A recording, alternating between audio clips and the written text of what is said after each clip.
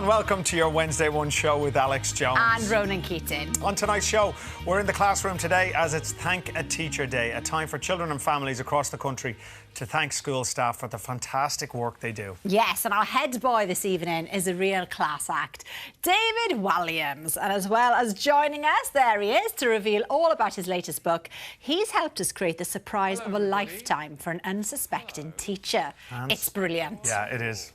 And someone who's been doing his homework on the latest consumer issues is Matt Allright with Watchdog. I bet you were a bit of a teacher's pet, were you, man? I was top of the class in everything except religious education. What have you got in store for us today? Well, listen, you won't believe what we're going to show you tonight. Keyless, and a few seconds later, carless. The car technology, that's an open door to thieves. Is your car affected? And what should you do if it is? We've got the motor industry in to ask them some questions. They hold the key.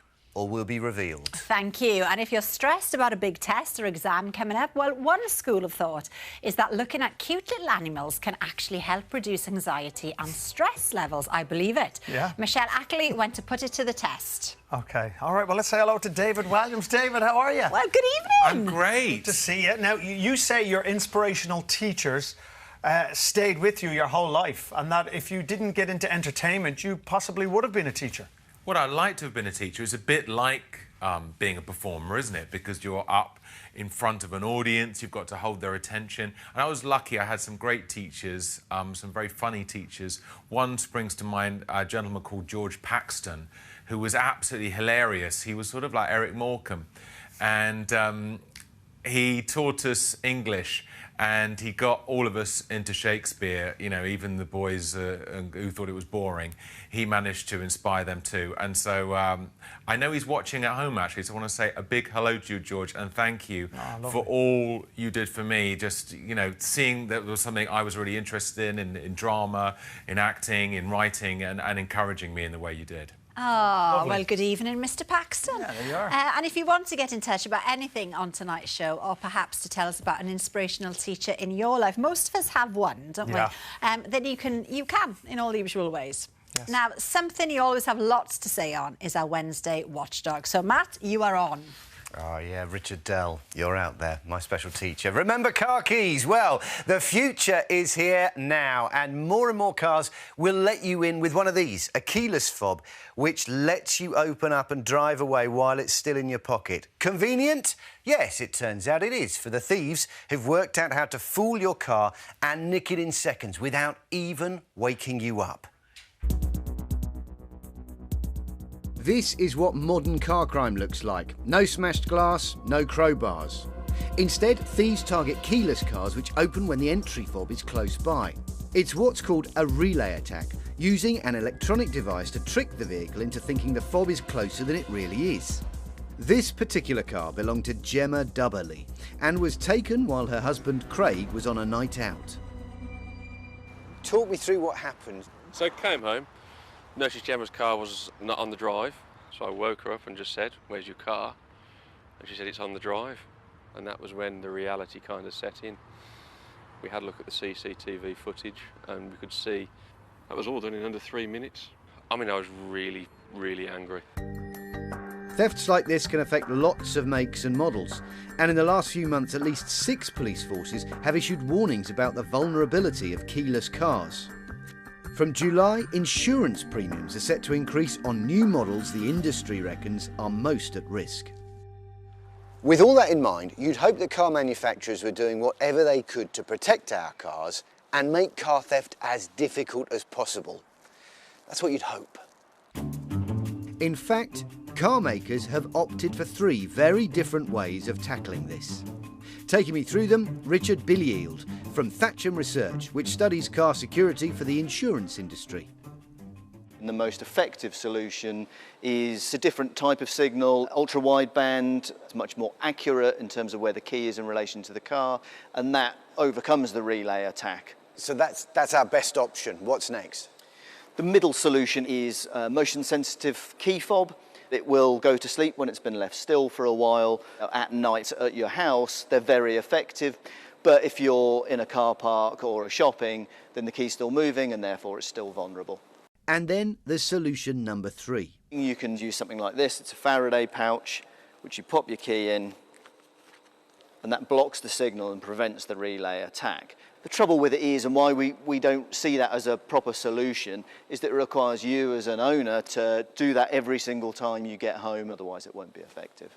The ultra-wideband systems are the best solution currently, and that's what we'd like to see all manufacturers fitting to their vehicles. But when we asked the UK's 25 biggest car brands what they're doing, only 6 told us they fit ultra-wideband technology on most or all of their new models. 6 more said they'd provide the sleeping or motion sensor fobs, which go some way to help. Hyundai and Kia simply recommend using the pouch, while Mazda has a fob you manually switch off. The editor-in-chief of Auto Express magazine, Steve Fowler, isn't impressed. Steve, only 6 out of the 25 manufacturers we spoke to are using the top-of-the-range tech.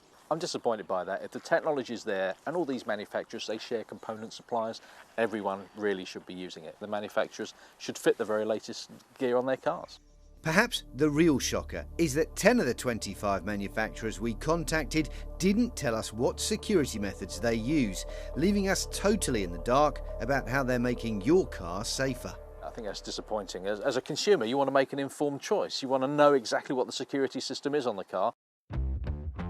The 3 car makers that we know currently offer the lowest protection, Hyundai, Kia and Mazda, told us they are developing additional security for future vehicles.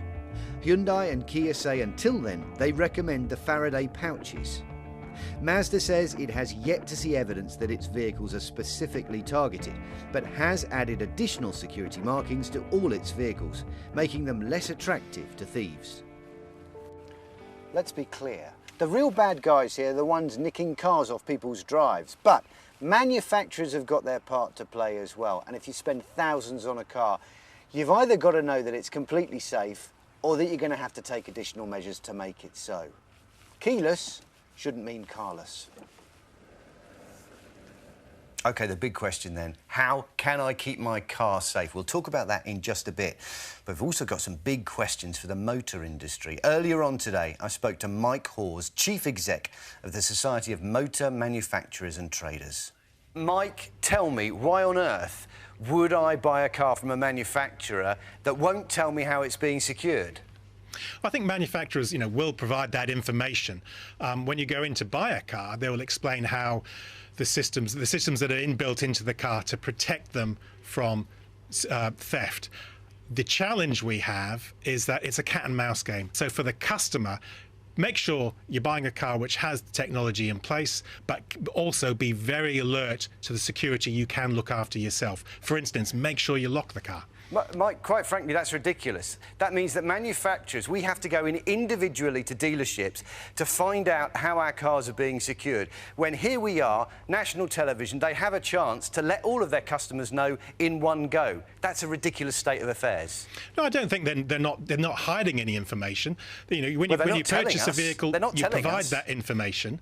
What manufacturers don't want to do is, give a full explanation of how the systems work, because that's just providing a blueprint to any thieves who want to steal the vehicle. So clearly they'll maintain the confidentiality of the systems, but they'll provide the reassurance to the customer that every step is being taken to safeguard their vehicle. What is the solution you would provide to what is a growing number of these relay attacks? You're right, the number is growing. It's, the levels of car theft are nowhere near what they were some 10, 20 years ago. The problem is, with the industry constantly invests in new technology to try and stay one step ahead of the criminals. They're able to purchase these pieces of equipment that has no legal use. OK, you're trying to make the sale of the kit illegal, but the point is the thieves already do illegal things. It's not going to stop them buying these things illegally, whatever you do. Well, certainly we try and prevent the sale, because if you make it more difficult to purchase this type of equipment, then it limits the availability to potential thieves and hopefully can reduce car crime even more. Only about 1/3 of all car thefts actually occur from some of these new technological methods. In addition, all the manufacturers are continuing to invest thousands, hundreds of thousands, millions of pounds into new technology to try and keep one step ahead. Mike Hawes, thank you very much. Now, if you feel your car has been stolen in this way, if you feel you've been fobbed off, do get in touch. Watchdog@bbc.co.uk. Roan, something you know all about then? Yeah, my car was stolen right outside the house this way. It was horrible, horrible experience. And luckily we got the car back, but still, we didn't. You kind of feel like you don't want to get into the car after it happened. And the worrying thing about it is, if you already own a car that's keyless, you've got no idea which kind of fob or technology you've got, do you? No, well, as we've seen, some of the manufacturers aren't being open about it, which is what we'd love to see. Yeah. So it's probably worth working on the basis that you've got one of the older hackable key fobs if you've got an older car. A couple of simple things you can do to protect yourself. Let me introduce you. We've seen the Faraday pouch. Ooh. This is the Faraday box. Ooh. Look at that. It's just missing a little ballerina and a song. It should play a little tune, shouldn't it? That would be nice. It's got kind of a steel mesh built into it there, which should jam the signal between the car and the fob. Stick your keys in there as soon as you get home, and then close it. Should offer protection against the kind of attack we've seen. Some people have reported that if you don't want to buy one of these, a biscuit tin can work pretty well. Try it out, put your keys in, take it next to the car. If the car doesn't open automatically, you've got yourself a Faraday biscuit tin. Take the biscuits out. Eat them. Eat the biscuits Any first. sort of biscuits? Any kind. Jammy Dodgers, maybe. There you go. That would do the trick. Brilliant. Thank you, Matt. Thank you, Matt.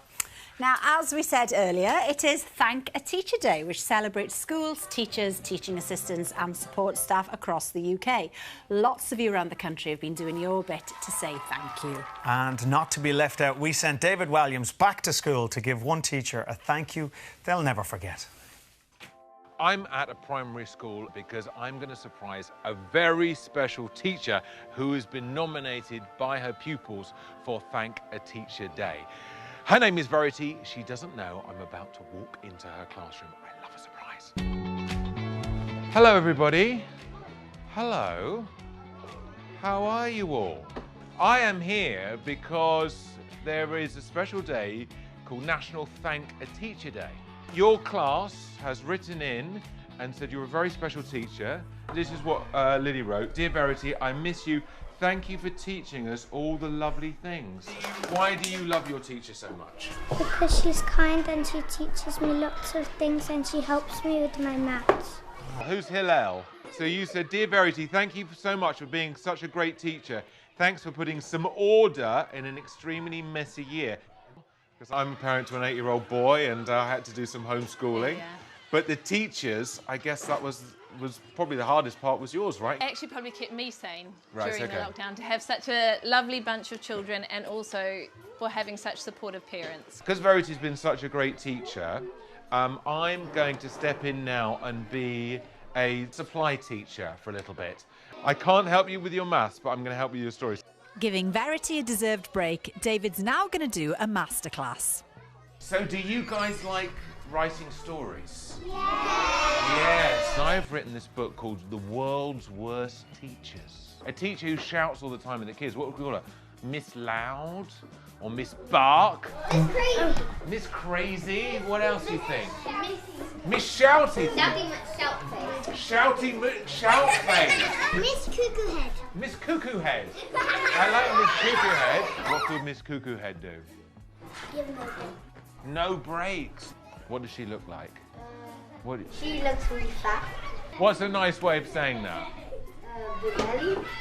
She's quite round, is she? She's a round teacher. Have any of you guys got questions about writing stories? Why do we use always adjectives in the books? Because you need to describe things with adjectives, don't you? Just think of one. You know, you don't want to go, it was a big, tall, gigantic, humongous whale. Colossal. Just one of those words. Yeah, colossal, you could say. When I'm writing my next book, can I come in and ask you for ideas? So should we give one last massive round of applause, stamp our feet and cheer for Miss Verity, who's such a great teacher? Yeah! Oh, gorgeous. Say a big thank you for doing that. Well, that was Verity's face was a picture when you came in. And those children, so cute. They just reacted. I mean, you looked in your element there, though, it has to be said. Yes, I do really enjoy going into schools and doing book events and trying to encourage the kids to read and write. And so, yeah, I was really glad to be back, actually, because I haven't been able to go to any schools for about 18 months. I went to one that I was just in a playground. I was passing a school in Weston-super-Mare where I was working, and they sort of called me in, and I did a sort of impromptu one outside in the playground for 15 minutes. Really sweet, yeah. Oh, very cool. So now then, a new book is out. Now, your books... It's a Wednesday. I've got a new book out. Yes. Your books, we're going to get to them in a bit, but first of all, we're going to say we're celebrating teachers because this year we will be revealing the winners of the Pearson National Teaching Awards. Now, that includes the new category, Lockdown Hero, which we did say about back in February, didn't we? I'm involved on the judging panel. And on behalf of the whole panel, I just want to say a huge thank you to everybody who's entered, because we've had tons in already. Yes, the 12 finalists for that Lockdown Hero category have been announced today. There are individual teachers, there are also whole schools. Some of the incredible efforts include putting on online cooking classes to keep the community connected. Yes, giving children a little sunflower to take home as a reminder that they're all still growing together, which is nice, isn't it? Yes, and dishing out thousands of laptops to keep kids learning remotely. And many schools making sure care packages and food made their way to those in need. They'll all receive a silver award, so huge congrats to them all and to all the finalists in other categories too. Yeah. The winners will be revealed on the One Show later in the year. And it's timely, isn't it? Because our producer today, she's called Charlotte. She will be dying of embarrassment now. But she is leaving us because she's going to become an English teacher. In September. She's decided she's going to have a complete career. She wants to do something meaningful with her life. And what are you saying, David, about working on this show?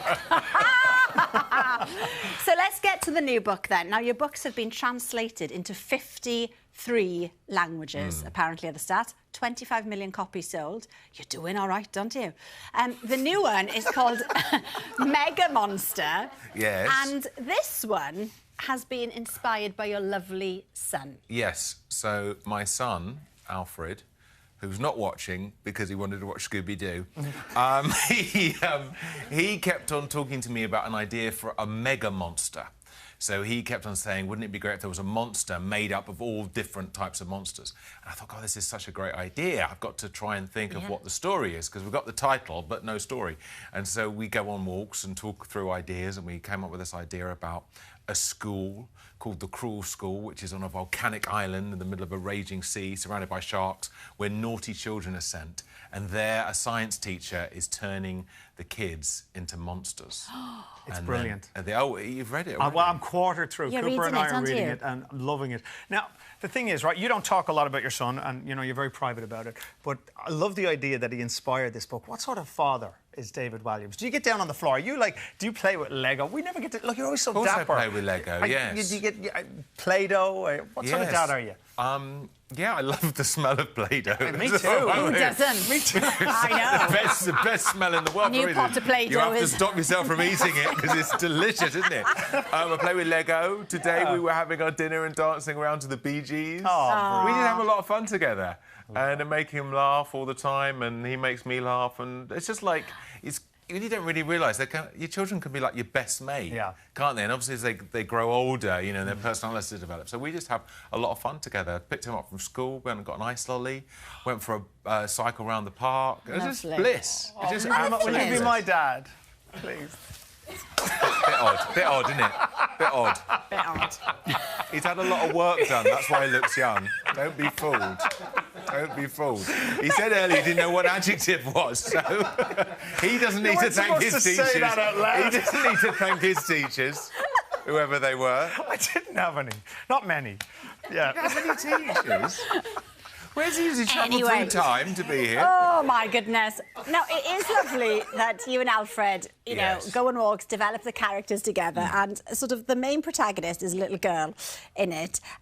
Now, she's Larker. She's a bit of a prankster, isn't she? Yeah, so she's sent to the school. She hasn't actually done anything wrong. So she's sent there for a crime she didn't commit. A bit like the 18. Yes. Yeah. And I wanted to have a sort of funny lead character who made lots of jokes. Because sometimes when you have a central character, they can actually be a bit sort of bland in a way, because you want every child to relate to them, so you don't give them anything too much for their personality. But I thought, actually, if she makes jokes all the time, that will really help. And also, I always want, as much as I want the book to be a bit scary at times, thrilling at times, I want it ultimately to be funny and just entertaining for kids to read. So it was fun having a character like that at the centre of my book, and a little bit based on me, because I used to like making jokes a lot in school. Yeah. And that's what I used to get into trouble for, answering back to the I mean, teachers. you're so much on the wavelength of these children. That's why it's worrying. That's why your books work so well, because you're basically a child in a man's body. It's a bit grown up for Ronan, that's what I'm worried Yeah, just slightly. So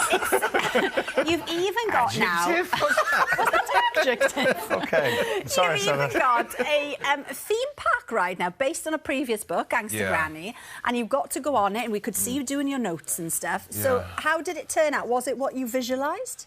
Again, a bit too scary for Ronan, Yeah. but I think like older children will like it. It's brilliant. It's a gangster granny ride, Alton Towers, and it's come out actually brilliantly. I was sort of involved in the creative as much as I possibly could be, but there's a fantastic team of people working on it. And I never thought, people were saying to me, oh, is it a dream come true? And you think, well, actually, you know what? I never had a dream that I'd have a theme park ride, because that's just such a bizarre thing to think about. But I went on the ride. I loved it. I can't wait to go back. I've already sort of worked out when I'm going to go back, take my son and my nephews and hopefully my mum. Brilliant. And take them all on the Gangster Granny ride. It's pretty surreal, thinking that something that came out of your head is now a theme park ride. I know. Films, shows, books, Everything. theme park rides. Yeah, you do it all. West End. Oh, It's all yes. happening. Billionaire Boys coming into the West End It for the is. summer at the Garrick It is. Theatre. Yeah, again. Best of luck. Go with a parent. I'll go. I say, OK, all right, thank you. Thank you, David. Mega Monster my is out goodness. tomorrow, and I love the book. It's absolutely thank brilliant. you. Now, David, we know you're an animal lover, and you've got Yeah. two very special furry friends in your Yes. life, Bert and Ernie. So cute. Did you know, though, actually, looking at pictures of cute animals can reduce your stress levels? Yeah. Well, I Michelle... find that with looking at pictures of you. Oh, really? Really? Oh, God. Well, Michelle Ackley went to find out more about the science behind this. Many of us spend hours on the web, gorging on pictures and videos of cute animals. It can feel like a guilty pleasure and a waste of time, but it might in fact be doing us good. At the University of Leeds, behavioural scientist Dr. Andrea Utley thinks she might have found a link between cute animal images and better mental health. And she's been trying it out on some students. Well, it started from my concern that during the exam period the students were very stressed. There is an elevation in heart rate. At times it's actually quite alarming how high it actually gets, and we started to think about, well, could we do something to help them with that? Andrea's students have had a stressful year, and for some, exams add extra tension. Finishing all my exams today, so a pretty stressful moment, I guess. Before I start an exam, I just start shaking. Yeah, it's just really, really difficult to focus. Andrea first wondered whether animals could help when she occasionally brought her dog Noah along to lectures. The students immediately seemed more engaged and relaxed. It clearly wouldn't be practical to have every student play with a pet just before an exam. But Andrea discovered existing research showing that looking at pictures and videos of cute animals could have a very similar effect. And so we started putting together a video.